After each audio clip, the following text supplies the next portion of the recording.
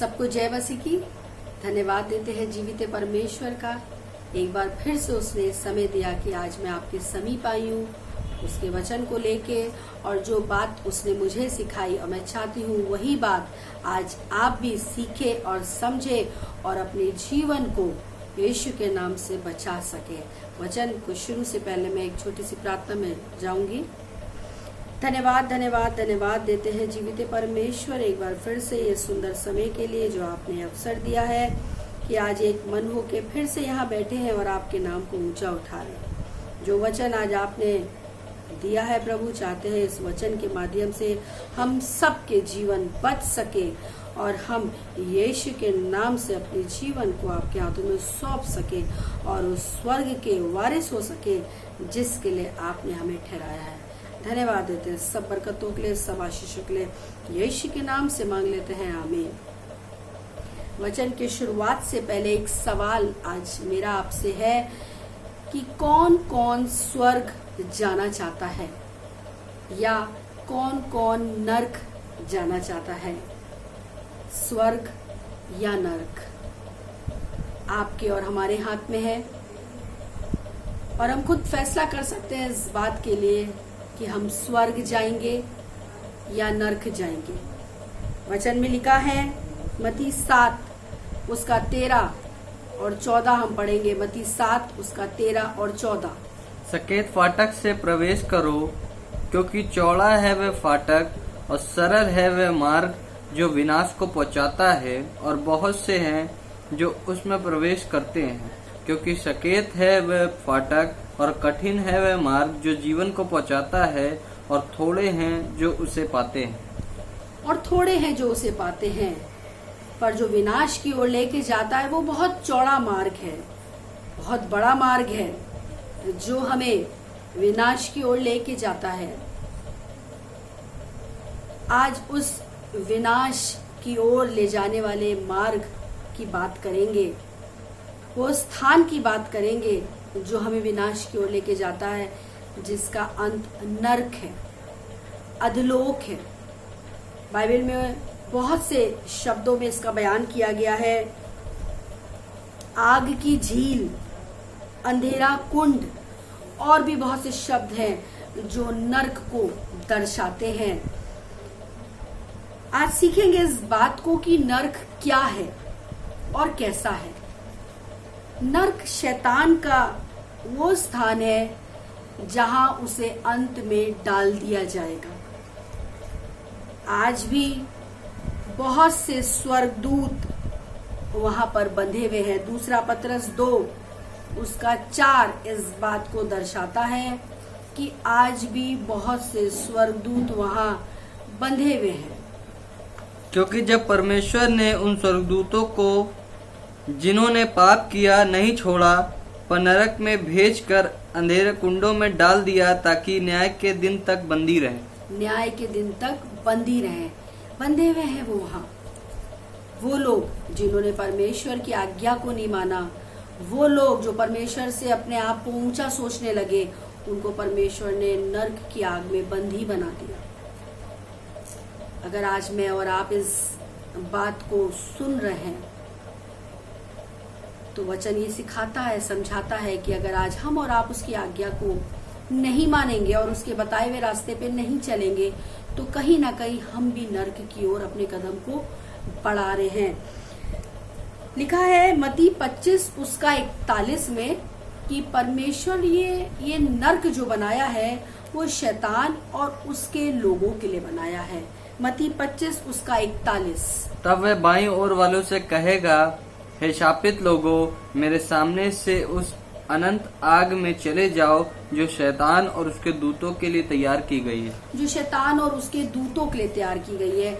वो नरक आज ना आपके लिए, ना मेरे लिए, हमारे अपनों के लिए, किसी के लिए तैयार नहीं किया गया है। वो तो शैतान और उसके दूतों के लिए तैयार किया गया है। लेकिन हम अपनी ही अभिलाषाओं में फंसकर उस पाप के भागीदार हो जाते हैं और उस दूसरे मृत्यु को अपने ऊपर ले लेते हैं, जिसका नाम है नरक।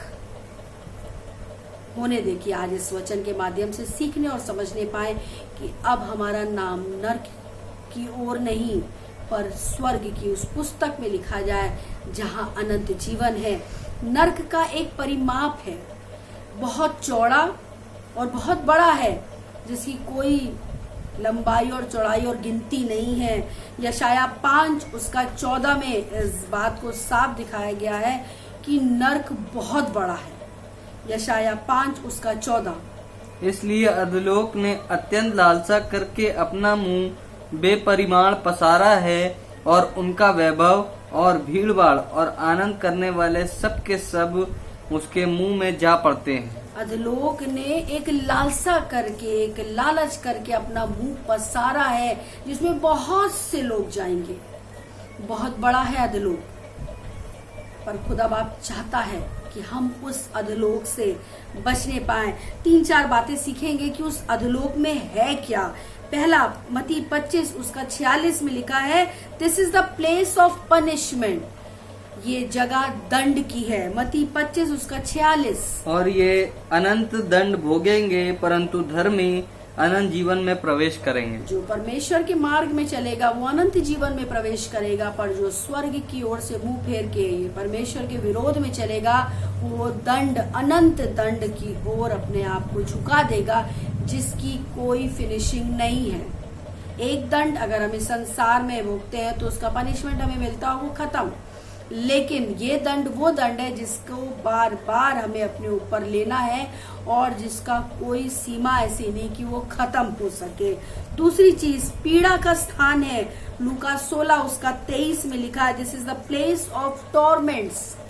पीड़ा, वो दर्द जिसकी कोई भी दवा नहीं है, ऐसी तकलीफ वहां आपको और मुझे उठानी पड़ सकती है। लूका 16 उसका 23 में। और अधोलोक में उसने पीड़ा में पड़े हुए अपनी आंखें उठाई और दूर से अब्राहम की गोद में लाजर को देखा। धनवान व्यक्ति के बारे में बात हो रही है कि उसने अधोलोक में पीड़ा उठाते हुए लाजर की ओर अपनी निगाह उठाई। वो पीड़ा जिसका कोई अंत नहीं है। यहाँ संसार की पीड़ा तो खत्म हो जाएगी, लेकिन अधोलोक की पीड़ा ऐसी पीड़ा है जो कभी भी खत्म ना होगी। ये अग्नि का स्थान है। मत्ती 13 उसका 42 में लिखा है, ये अग्नि का स्थान है। ऐसी आग जो कभी भी बुझेगी नहीं। घर में आग लगी तो फायर ब्रिगेड बुला के और कई प्रकार से हम लोग उस आग को बुझा सकते हैं, लेकिन ये वो आग है जिसमें आप कभी भी पानी प्राप्त नहीं कर पाएंगे, और इस आग में मुझे और आपको झुलसना पड़ सकता है। मत्ती 13 उसका 42। और उन्हें आग के कुंडों में डालेंगे जहां रोना और दांत का पीसना होगा। आग के कुंड, इतने बड़े बड़े कुंड जिसमें उस इंसान को डाल दिया जाएगा जो परमेश्वर की ओर से अपना मुंह फेर लेगा, जो परमेश्वर की बातों को ना सुनेगा ना समझेगा। और उसी के साथ साथ ये कीड़ों का स्थान है। मरकुस 9 उसका 47-48 बताता है, द प्लेस ऑफ वॉर्म्स। कीड़े, अगर आज हमारे बदन में कोई कीड़ा चढ़ जाए तो हम वो झट से हटाने की कोशिश करते हो। जब हटाते तो काफी देर तक मन में डर बैठा रहता है, लेकिन ये वो स्थान है जहां से आप कीड़े अपने ऊपर से हटा नहीं पाएंगे। आपकी आंख, आपकी मुंह, आपके नाक, हमारे शरीर में वो घुसेंगे, लेकिन हम उन्हें हटा नहीं पाएंगे। इनसे बचना आज आपके और मेरे हाथों में है। मरकुस 9 47-48। यदि तेरी आंख तुझे ठोकर खिलाए तो उसे निकाल डाल। काना होकर परमेश्वर के राज में प्रवेश करना तेरे लिए इससे भला है कि 2 आंख रहते हुए तू नरक में डाला जाए, जहां उनका कीड़ा नहीं मरता और आग नहीं बुझती। जहां वो कीड़ा नहीं मरता और वो आग नहीं बुझती। एक कीड़ा, जोक को उठा लीजिए और अपने हाथ में रख लीजिए और वो कभी ना हटे, तो सोचिए आपका क्या हाल होगा। आग, अगर कहीं कुछ आग जल रही है और अगर उसमें हमारा हाथ पैर पड़ जाए और काफी देर तक पड़ा रहे, तो सोचिए हमारा क्या हाल होगा। हम अपने पैर और अपने हाथ को उस कीड़े और उस आग से अभी बचा सकते हैं, लेकिन अगर हमने अपने गुनाहों से तौबा नहीं किया तो ये वो कीड़ा और ये वो आग है जिससे हम चाह के भी अपने आप को नहीं बचा पाएंगे। अब हम आगे देखेंगे कौन कौन नर्क जाएगा, कौन कौन इंसान इस सारे कष्टों को उठाएगा। भजन 9 उसका 17 बताता है कि कौन कौन इंसान इस कष्ट को उठाएगा। दुष्ट अधोलोक में लौट जाएंगे, तथा वे सब जातियां भी जो परमेश्वर को भूल जाती हैं। दुष्ट अधलोक में लौट जाएंगे। अगर आज आप और मैं दुष्टता के काम कर रहे हैं, अगर आज आप और मैं वो सब काम कर रहे हैं जिससे परमेश्वर घृणा करता है, तो हम अधलोक के वासी होंगे। गलतियों 5 उसका 19 से 21 में साफ बताता है शरीर के कार्य, वो सब काम जो अगर आज आप और मैं कर रहे हैं, तो हम सब परमेश्वर के राज्य के वारिस नहीं, लेकिन उस शैतान के राज्य के वारिस हो जाएंगे, जिसके लिए शैतान पूरी कोशिश करता है। अपने आप को मारिए, कूटिए और इन सब बुराइयों से अपने जीवन को दूर करिए, ताकि हम भी स्वर्ग के वारिस हो। गलतियों 5 उसका 19 से 21। शरीर के काम तो प्रकट हैं, अर्थात व्यभिचार, गंदे काम, लुचपन, मूर्ति पूजा, टोना, बैर, झगड़ा, ईर्ष्या, क्रोध, विरोध, फूट, विधर्म, ढा, मतवालापन, लीला क्रीड़ा और इनके जैसे और काम है। इनके विषय में मैं तुमसे पहले कह देता हूँ, जैसे पहले कह भी चुका हूँ, कि ऐसे ऐसे काम करने वाले परमेश्वर के राज्य के वारिस न होंगे। वो पहले कह चुका है कि ऐसे ऐसे और भी ऐसे काम करने वाले परमेश्वर के राज्य के वारिस ना होंगे। अगर हम झूठ बोल रहे हैं, चोरी कर रहे हैं, बुराई कर रहे हैं, फिर भी दुआ बाइबल भी कर रहे हैं, प्रचार प्रसार भी कर रहे हैं, ईर्ष्या कर रहे हैं, जलन कर रहे हैं, एक दूसरे को नीचा दिखा रहे हैं, परमेश्वर की गीतों को भी गा रहे हैं, तो वो ये ना समझे कि वो परमेश्वर के राज्य के वारिस होंगे। ऐसे लोगों का हाल नरक में ही होगा। आज मुझे और आपको अपने आप को जांचने की जरूरत है। परमेश्वर साफ बताता है, 1 कुरिन्थियों 3 उसका 16 बताता है कि क्या तुम नहीं जानते कि तुम परमेश्वर का मंदिर हो और परमेश्वर का आत्मा तुम में वास करता है। और उसके बाद एक क्वेश्चन मार्क लगा है। आज वो आपसे और मुझसे एक सवाल कर रहा है और उसको एक नाराजगी है। क्या तुम नहीं जानते, क्या तुम नहीं जानते कि तुम परमेश्वर का मंदिर हो और तुम उसे नाश कर रहे हो, बुराई करके, चुगली सुनकर, झूठ बोलकर, क्रोध करके। और फिर उसके बाद अगर आज आप और मैं सोचते हैं कि हम स्वर्ग जाएंगे, तो हम अपने आप को धोखा दे रहे हैं। अपने आप को धोखा दे रहे हैं। हम अपने आप को जांचे, समझे, परखे कि हम क्या कर रहे हैं। क्या सच में हम अपने आप को स्वर्ग के लिए तैयार कर रहे हैं, या सिर्फ झूठी शान के लिए, झूठे नाम के लिए अपने आप को दुनिया भर में फैला रहे हैं। खुदा बाप हमसे बहुत प्यार करता है। उसने हमारे लिए नरक नहीं बनाया। वो चाहता है कि हम अपने जीवन को बचा ले। शैतान हमें उकसाता है हमारे गुनाहों में जाने के लिए, हमारे मन से खेलता है, और बार बार जब हम गलती कर देते हैं तो वो हमें परमेश्वर के सामने लाके खड़ा कर देता है। जकरिया 3 उसका 1 में इस बात को साफ बताया गया है कि वो पहले तो मनुष्य को उकसाता है, और जब वो गुनाह कर देते हैं तो वो परमेश्वर के सामने ले जाके उसे खड़ा कर देता है। जकरिया 3 उसका 1। फिर उसने यहोशू महायाजक को यहोवा के दूत के सामने खड़ा हुआ मुझे दिखाया, और शैतान उसकी दाहिनी ओर उसका विरोध करने को खड़ा था। शैतान उसकी दाहिनी ओर उसका विरोध करने को खड़ा था। सोचिए, पहले वो खुद हमें अपने जाल में फंसाता है और फिर खुद हमें परमेश्वर के सामने खड़ा कर देता है। हम उसकी जाल में, उसकी चालों में बहुत अच्छी तरह फंस जाते हैं। कुछ भी ऐसा कार्य जो परमेश्वर की नजर में घृणा, अब हम समझदार हैं, हम जानते हैं खुदा की नजर में क्या सही और क्या गलत है।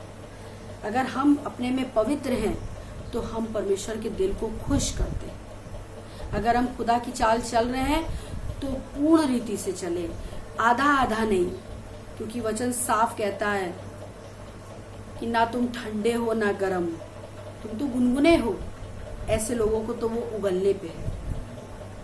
समय है आज, ऐसा ना हो कि वो हमें भी उगल दे, हम भी मर जाएं, शरीर में भी और आत्मा में भी। अपने आप को आज मुझे और आपको बचाने की जरूरत है, और यीशु इसीलिए तो आया कि हम बच सके। यशाया 1 16 17 18। आज परमेश्वर आपसे एक बात दिल खोल के कह रहा है। यशाया 1 16 17 18। इस बात को अगर आज आप और मैं पूरा कर लेंगे ना, तो सच में हमारा नाम भी स्वर्ग में लिखा जाएगा। अपने को धोकर पवित्र करो। अपने को धो के पवित्र करो। मेरी आंखों के सामने से अपने बुरे कामों को दूर करो। अब मेरे आंखों के सामने से अपने बुरे कामों को दूर कर दो। अब तो जो हो गया सो हो गया, पर आज से मेरे आंखों के सामने से अपने बुरे कामों को दूर कर दो। भविष्य में बुराई करना छोड़ दो। भविष्य में, अब आज तो बीत गया कल, अब जो वक्त आ रहा है उसमें बुराई करना छोड़ दो।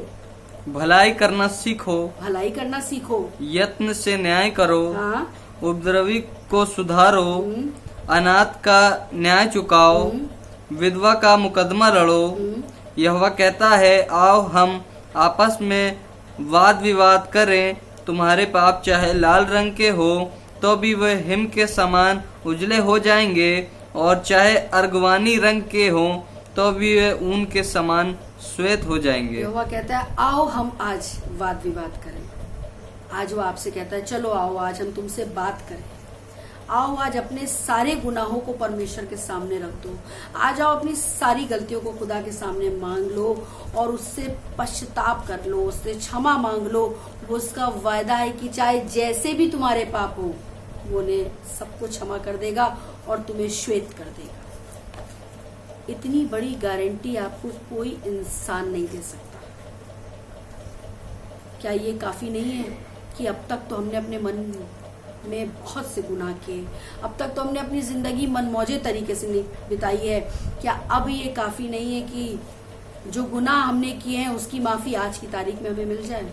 अगर आज आप और मैं घुटने के बल आ जाए और परमेश्वर से इस बात को कह दे कि प्रभु, मैंने अपने सब गुनाहों को आज तेरे सामने प्रकट कर दिया है, अब तू अपने वचन के अनुसार उसे पूरा कर और मुझे माफ कर और मुझे ज्यों का त्यों कर दे, मुझे श्वेत कर दे। वो तो आपसे बहुत प्यार करता है, चाहता है आज आप और मैं अपने जीवन को उसके हाथों में सौंप सके। रोमियो 8 उसका 6 में लिखा हुआ है, शरीर पर मन लगाना तो मृत्यु है, परंतु आत्मा पर मन लगाना जीवन और शांति है। अब तक शरीर पे मन लगाया और मृत्यु की ओर बढ़ते चले जा रहे हैं। अब आत्मा पे मन लगा ले ताकि उस आत्मा को बचा ले और जीवन और शांति को प्राप्त कर सके। आपके हाथ में है स्वर्ग और नरक। चौड़ा है वो मार्ग जो आपको विनाश की ओर ले जाता है, पर बहुत पतला और बहुत सकरा है वो रास्ता जो आपको परमेश्वर की ओर ले जाता है। लेकिन जो कोई उस रास्ते पे चल देगा, परमेश्वर उसका हाथ थाम लेगा, और जिसके साथ परमेश्वर है उसका विरोधी फिर कौन होगा। इसलिए प्रभु का वचन जो आज उसने दिया है, जिसके कान हो वो सुन ले कि आत्मा कलीसिया से क्या कहना चाहता है। सिर्फ और एक सिर्फ बात करना चाहता है कि नर्क उसने आपके और मेरे लिए नहीं बनाया, उसने वो नर्क शैतान के लिए बनाया है। होने दीजिए कि शैतान उसमें जाए और हम स्वर्ग में अपना नाम लिखा सके। परमेश्वर के इस वचन से आपको बड़ी आशीष मिले और प्रभु को बड़ी महिमा मिले। हम फिर बहुत जल्द एक नए वचन के साथ मिलेंगे। Praise the Lord.